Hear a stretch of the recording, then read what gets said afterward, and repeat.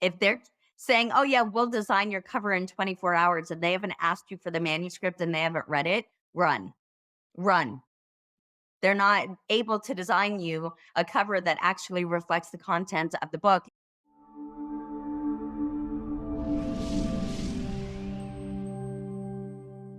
What is the fourth path to publication? That is self-publishing. Do not self-publish. Unless the purpose of the book, this is why the very first question to start with is, what's your purpose for the book? If your purpose for the book is that it's a passion project, if your purpose for the book is that it's a legacy project, right, then you can self-publish. But if the purpose of the book is for increasing your visibility, increasing your credibility, positioning you as an expert in your field, if the purpose of the book is to build your business and your brand, if the purpose of your book is client connection, client acquisition, client conversion, then you do not self-publish. Because what self-publishing says is, oh, nobody would do it for me. Or I'm so new and I don't have a clue in what I'm doing. And so I just thought this was my only option. And so I did it. Right. But people who self-publish, you are also stepping in all the mistakes,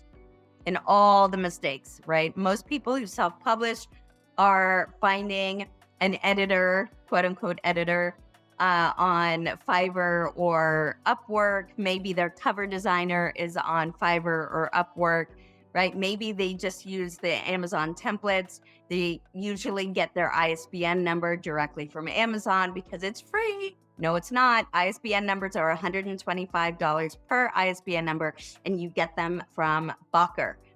You want the ISBN number tied to your book, not the platform. And for those of you who don't know what an ISBN number is, it's like a social security number for your book. So each format of your book will have a different ISBN number, and you want it to be tied to your book, not the platform. The reason Amazon gives them to you for free is so that your book is tied to Amazon. No, right? So that's also a good question to ask your independent publisher. Where are you getting your ISBN numbers? If they're telling you, oh yeah, we just get them from Amazon, they don't know what they're doing and you should run, right? ISBN numbers come from Bocker. So when you are self-publishing, it's very easy to fall into all the traps. You use the Amazon cover templates, you use the Amazon formatting templates, right? You get your ISBN numbers from Amazon, you upload directly to Amazon. If you are uploading your ebook directly to Amazon and your settings are for it to be in Kindle Select, right, where it's got the wider distribution and people who have the unlimited plans can read it and all of that, you just gave them exclusivity. There is a hidden exclusivity provision in that people don't know about. And so you don't ever want to fall into those traps. But if you're self-publishing, you just don't know. And so you make all the mistakes. Don't do it, right? I will tell you that any cover designer that you're finding that will do a cover for $89, $150, $300, even $500 is using a generic template, and it's not quality. A good cover designer, just to give you an idea, in case you are going the self-publishing route and you want to actually find reputable people, a good cover designer won't touch it for less than $1,000, right? Because it is not easy to actually custom create covers. Right? There's a lot. The cover's what sells the book. So it cannot just be a generic template. It has to be strategic. There's a whole process. They need to actually read your manuscript.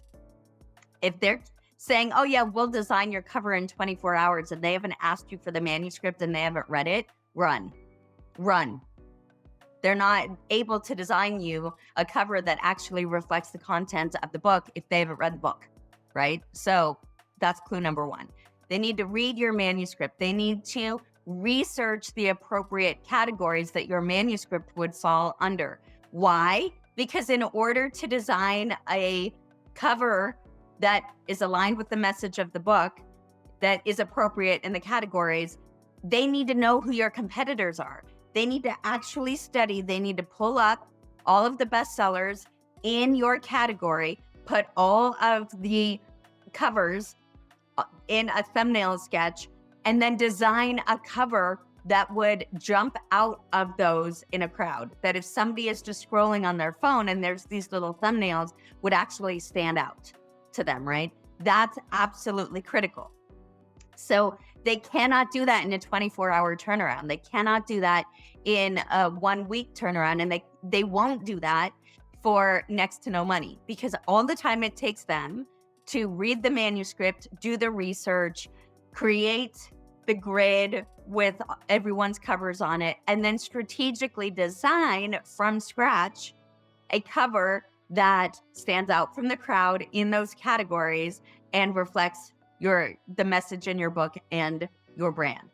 So it is a complicated process that is not quick and easy, and it does cost money. So be aware of that. Same thing for editing, right? If somebody tells you they can edit your book in 24 hours and it's cheap, they're doing spell check and grammar check that you can do for free. That is not editing, okay? Editing is a complex process. Your book should start with developmental editing. Developmental editing usually will take 2 to 4 weeks per pass, and that's where it's an editor who is looking for the holes in your manuscript. They are not just changing words, right? They're looking at the concepts, they're asking the questions, they're playing devil's advocate with you. They're looking for the holes and the gaps that can be filled. Okay. And they're asking you questions. They're not changing your manuscript. They're asking you questions and then sending it back to you for you to address those things. Then it should move to content editing. And then content editing is grammar and diction and sentence structure and passive voice versus active voice and consistency and all of that kind of thing. And true content editing is usually going to take 2 to 3 weeks per pass, right? After content editing, it can go to a more basic editing, right? Which is reading for flow, just double checking that nothing has fallen through the cracks in the other passes, right? And then after all of that, then it goes through a proofreading check. So it should be at least a 4-step process. Editing is expensive when it is done properly. So developmental editing can be at 10 cents a word. So you can do the math. It's thousands of dollars for developmental editing. Content editing is not quite that expensive, but it's still going to be generally $2,000 for a good, give or take, right? For a good content editing pass. Proofreading is faster and easier. Proofreading could be a couple $100, $500, $600, depending on the length of your manuscript. But when you start to add up the costs of editing and formatting and cover design, it is not cheap.